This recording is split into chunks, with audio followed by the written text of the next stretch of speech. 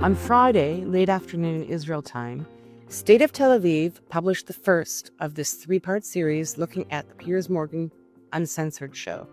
And particularly over the course of the last month, we're focused on how the host, celebrity media man Piers Morgan, treats issues relating to Israel, the war with Hamas, and guests with various views. Today, we feature an interview I did just over a week ago with British-Israeli comic, actor, writer, Oscar-nominated writer, Lee Kern. Most importantly, a man of integrity. Lee is low-key. He does not seek the limelight, but he will not hesitate to insert himself into the public discourse on this seminal and existential historical moment for Israel, Jewish people, and frankly, for liberal democracies everywhere. And when he does so, he spares no one and no thing. As often happens, when I turned off the recording for the formal interview with Lee, things got even more interesting. We spoke about how viscerally and profoundly our lives were altered by the enormity of what happened on October 7th and what has continued to happen since then. So I messaged Lee the other day with some suggested wording to paraphrase our exchange, and he replied with this recording. Listen to Lee Kern here. Of course, October 7th and the events thereafter fundamentally changed me. And coming here as well, and those first few crazy weeks I was here, and obviously in the most extreme case, like watching the 47-minute Hamas film, it's like fundamentally changed my whole existence. To the extent that without not being poetic, I'm not being metaphorical, I literally feel like it physically transformed every cell in my body. Like I'm physically not the same person in every molecule after seeing all those things and all the various other stuff that was going on here. And one of the effects of that, for whatever reason, is I can't go back to how I was, well, in any respect, but including also my profession and career as a writer. I'm still funny, don't get me wrong, and I can switch it on if I need to, but I have no impulse or desire. I don't want to, if I want to say anything about the world now, I don't want to camouflage it or package it in wrapping paper of comedy. I want to speak the truth, just plainly and directly and honestly. But also there's just something physically in me that's incapable of returning to doing small, trivial entertainment. I don't want to entertain the world anymore. It feels like entertainment is just a distraction. And I've been asked by sort of very famous comedians and people to write for them, to work on projects, and I turn it down because I know in my heart, in my head, there was something stopping me saying, I can't do it. I don't care. And I also just, I can't.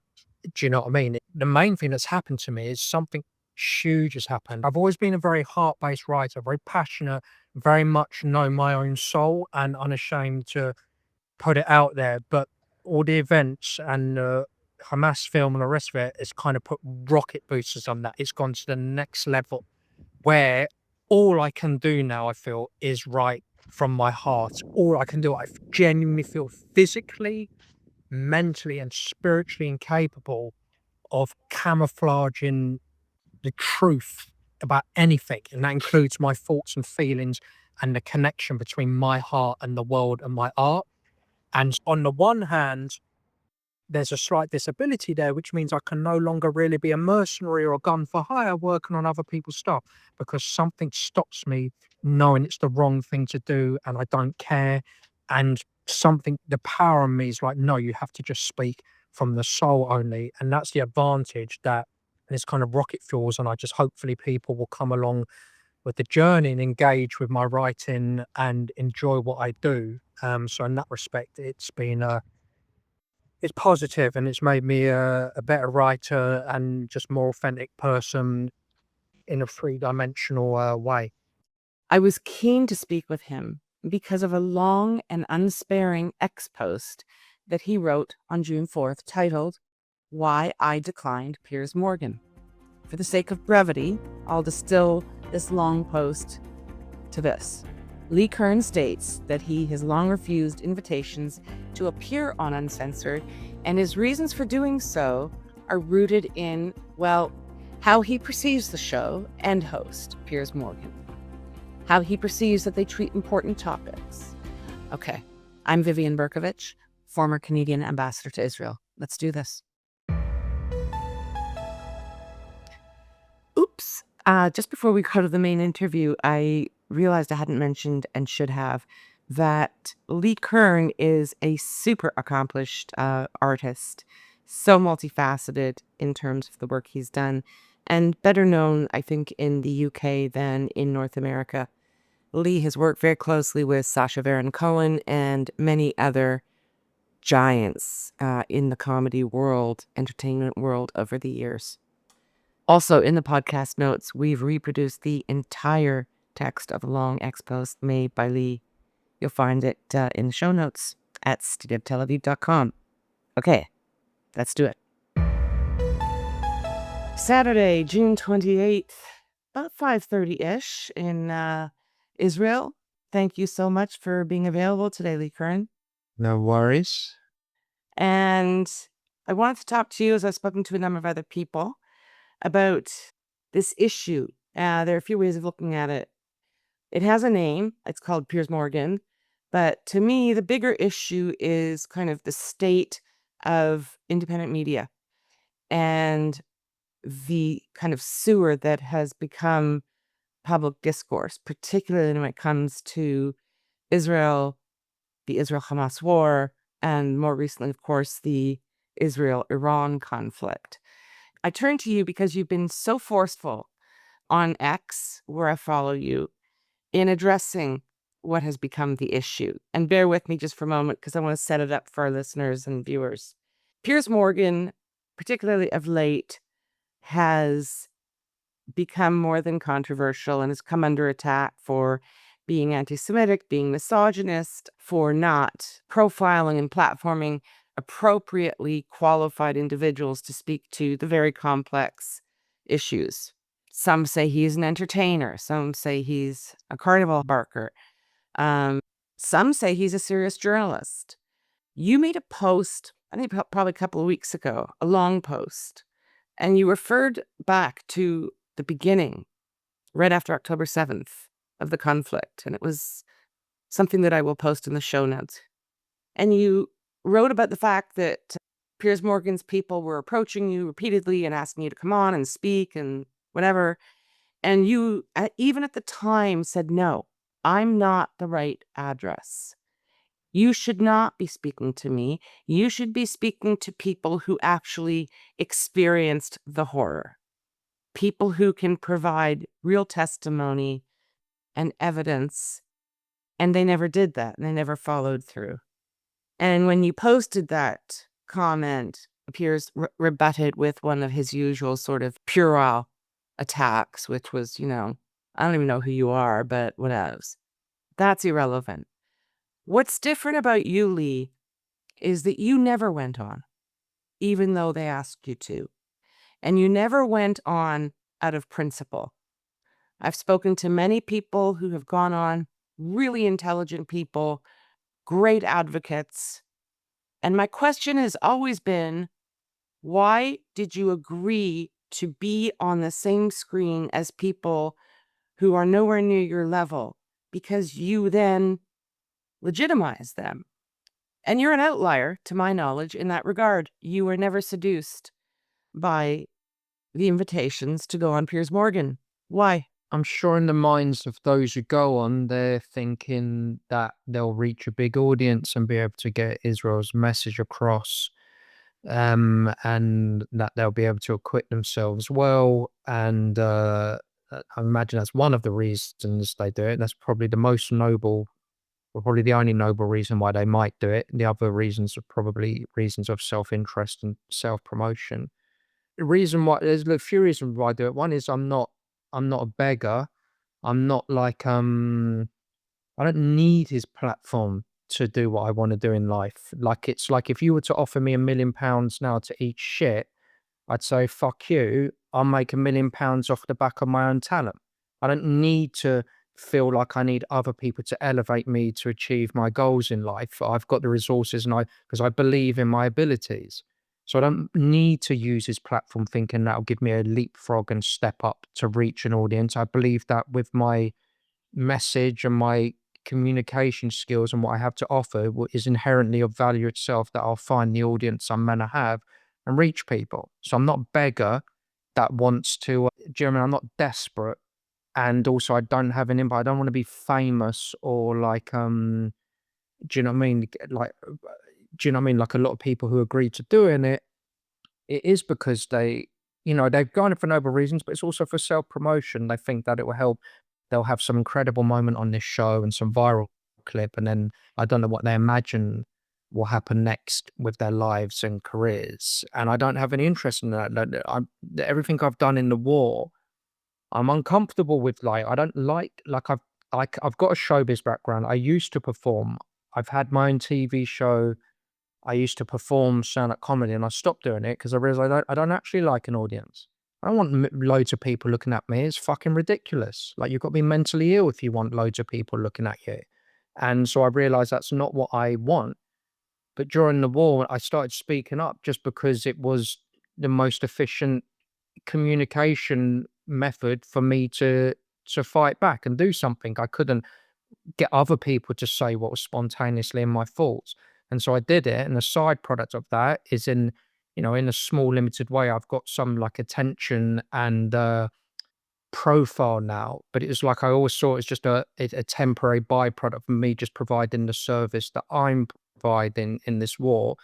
I'm not young enough to be in the army. I wasn't an Israeli then, and I'm just doing what I can do as service. And I just feel a temporary byproduct is some attention. And when the war is over, people will go back to their lives and not care about people like me or idiots doing Hasbara as it should be. Do you know what I mean? It's insane that this has become like a form of entertainment. It's like we're entertainers of horror and tragedy and grief and death. It's disgusting and it's absurd.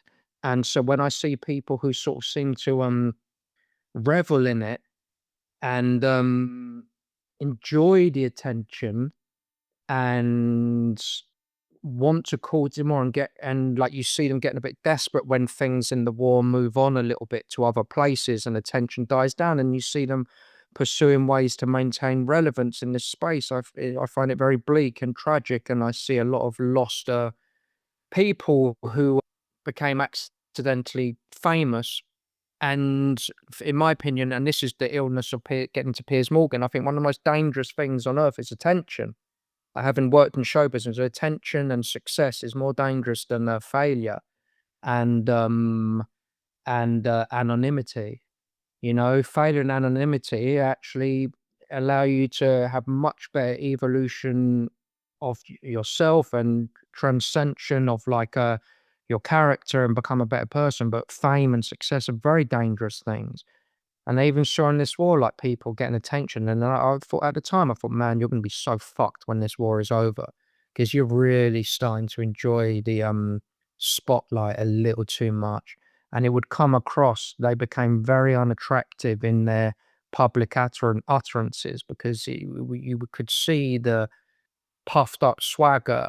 And there was, there were a few people I thought, man, you should have better friends to have a quiet word in your ear, just saying, just calm down a little bit because you're getting a little bit smug and arrogant. Calm down.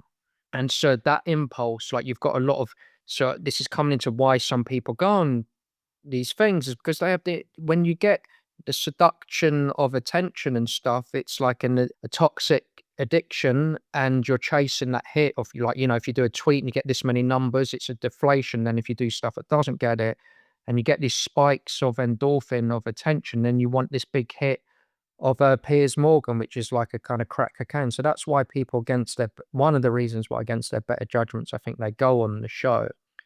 But fundamentally, I didn't go on it for a few reasons. One was that reason that I felt comfortable just building my own audience and disseminating information in the space I was comfortable with, I could curate a sensible space, communicate what I did. That was one. The other one is the whole world is run on intention. Is people. Like you look at the person, you don't look at the institution even. Like institutions are set up to give some stability to insulate us from the excesses of individuals who might be extreme, but they're still flawed. But you really got to look at the intention. It's like, look at this war. It's for me, it's like I went into Gaza just on a trip during the war, and I with the IDF, and went into one of the terror tunnels. And for me, you're looking at these miles and miles of tunnels, and they're monuments. These are monuments to how much they hate us. They've built this is their underground cathedral to the god of their hate. The level of intention to build such underground cathedrals of like evil that it just communicates their intent. And so if you transpose that onto someone like Piers Morgan, he's so clearly and palpably a repulsive, attention whore, narcissistic pig that is literally a war profiteer. He only cares about ratings. He's a war profiteer. He's profiteering off the corpses and death of people. He's profiteering off the grief of parents whose children are killed in the IDF. He's profiteering off the dead babies. He's profiteering off raped women. It's all a resource for him to consume and build himself up. He's a war profiteer.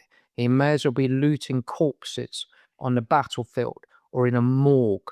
You know what I mean? That's all it is to get his ratings and attention and all the rest of it. And so for me to think, oh, I can go on the show and maybe I'll equip myself well. No, it's not designed for that. It's not the intention. Reality is shaped by intention. And I'm not gonna be able to shift the cathedral of narcissism that he's constructing. I'm just a little brick that will use to add to make it high, and anyone who goes on it is another brick building it higher with instead of a cross on the top of his cathedral, it's his fucking bloated face, you know? And so there's no point. And in terms of the arena that it is, it's not there to illuminate anything. It's to get repulsive people on, to have repulsive arguments, and it's to perpetuate. He's the UNRWA of entertainment. Like UNRWA perpetuates the conflict. They've got a vested interest in it. They don't want the conflict to end because it's a racket. They're profiteering off it like hell. It's putting money in their profits. They don't want the war to end. They want to keep refugees forever, even if you're second generation, born in America, got a house job. They'll classify as a refugee. They want to keep the conflict open. And Piers Morgan's the same. It's not about illuminating so we can find answers and then resolve the equation of the conflict here. It's to perpetuate it. And because every time there's a tragedy, its ratings go up. Every time there's the conflict here goes hot and something big happens, the rating goes up. So he doesn't want that to end. This is a gravy train for him. And so I'm not, do you know what I mean? Even if I was to gain from it and got an amazing clip and an audience, I've got too much pride to let some piece of shit benefit off my skills and my eloquence.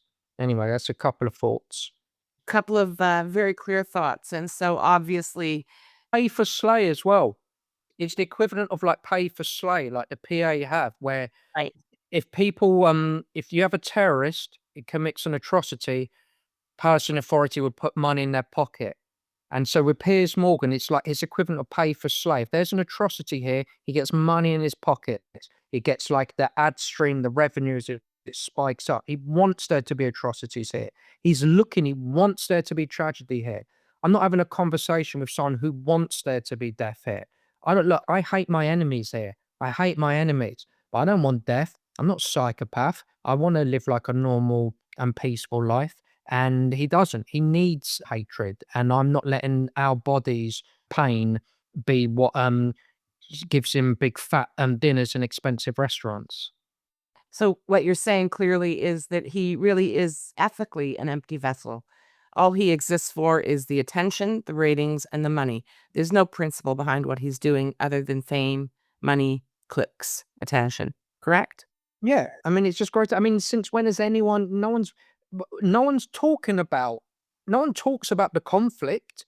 We don't have discussions after. No one online has a discussion after his shows about an issue here, like, oh, maybe the refugee status can be resolved like this. No one's discussing, oh, maybe if money is being funneled here through there, maybe if we cut off the. No one's talking about the actual issues. They're talking about Piers Morgan and the nature of his show and the argument. So the proof's in the pudding. No one's discussing Absolutely. issues to do with the conflict, the discussion. Piers Morgan, arguments, him being a dick, him blocking people. And so it's literally what I'm saying. The whole thing is a factory to elevate him.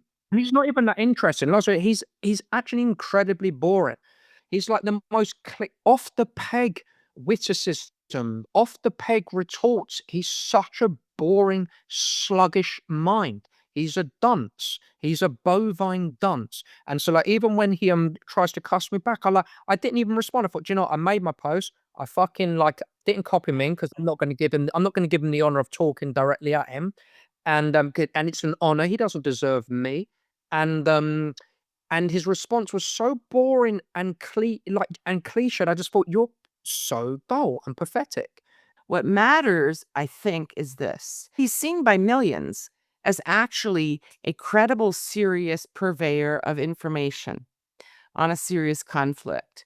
And there's no checks and balances in the world of the internet, right? It's the Wild West. So if people are stupid enough to click and watch and increase his power and reach, then that's what happens.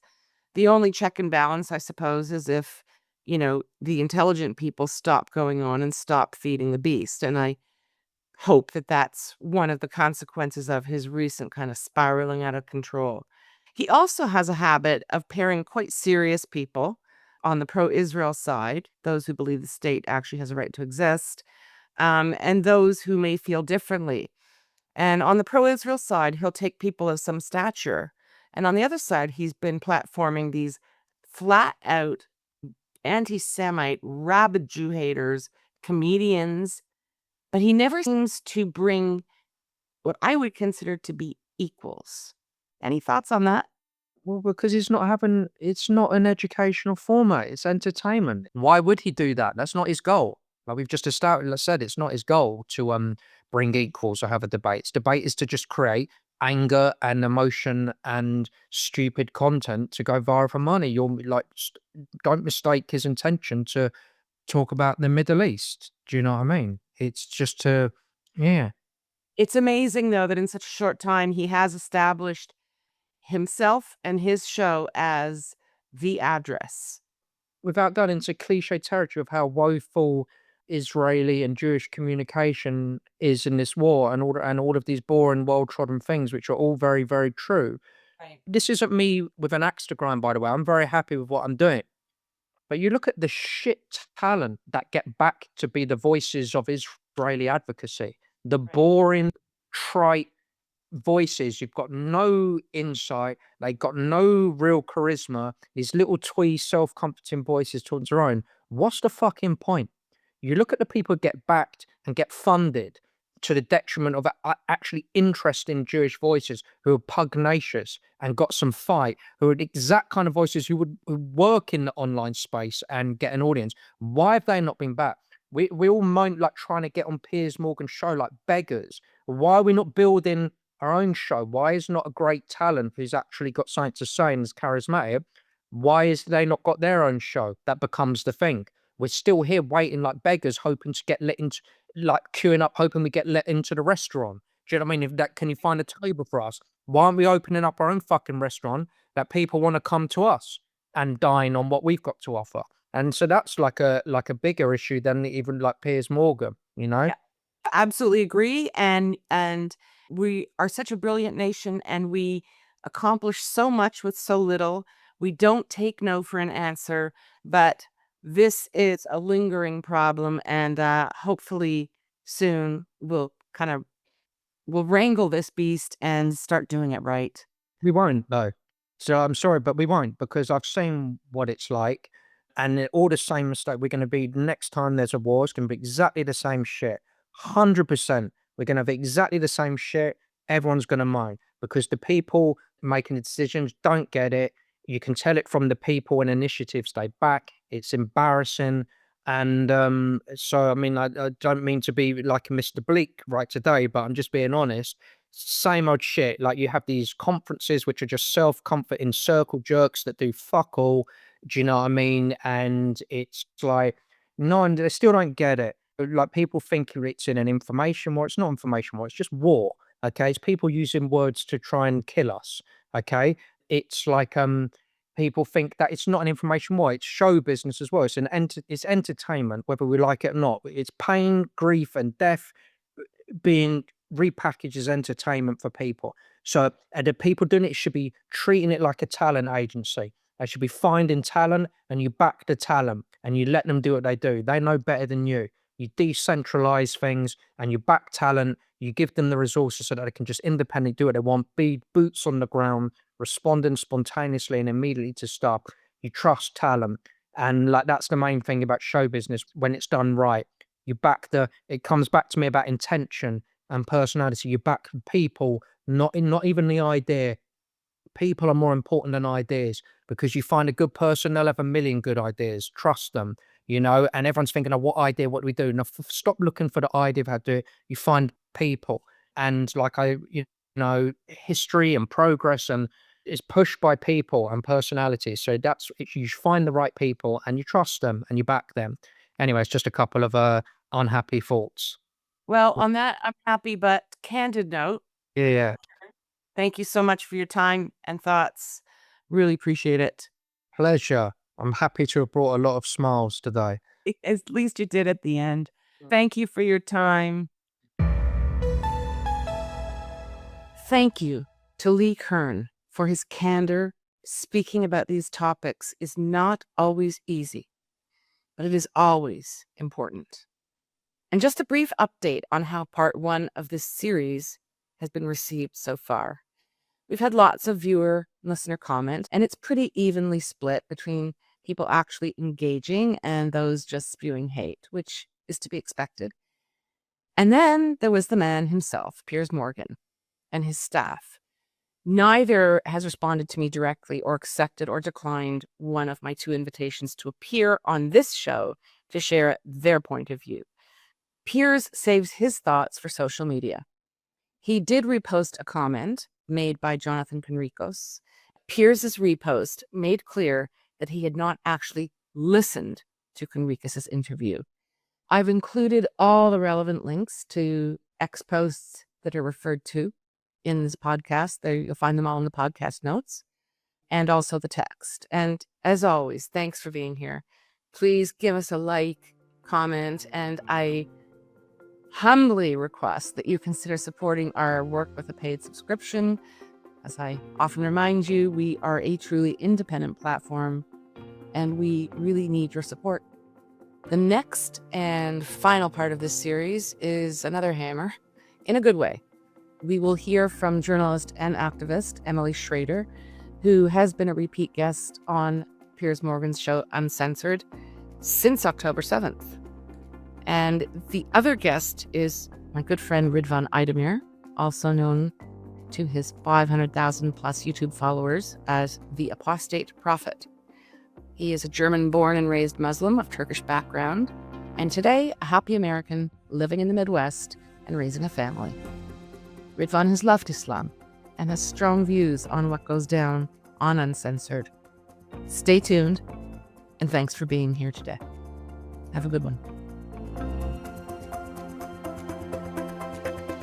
We love hearing from you, so please comment on our website, stateoftelaviv.com, or send us a note to hello@stateoftelaviv.com. On behalf of the State of Tel Aviv core team, Jan Zabo, our creative, graphic, visual, and marketing man, Amir White, producer and editor extraordinaire, sound guy, who is also impressively patient with me and my boomer tech deficiencies, and our social media manager who pitches in on everything, Maya Naftalin. Thanks to the team. Thanks to you for being here. We'll be back soon.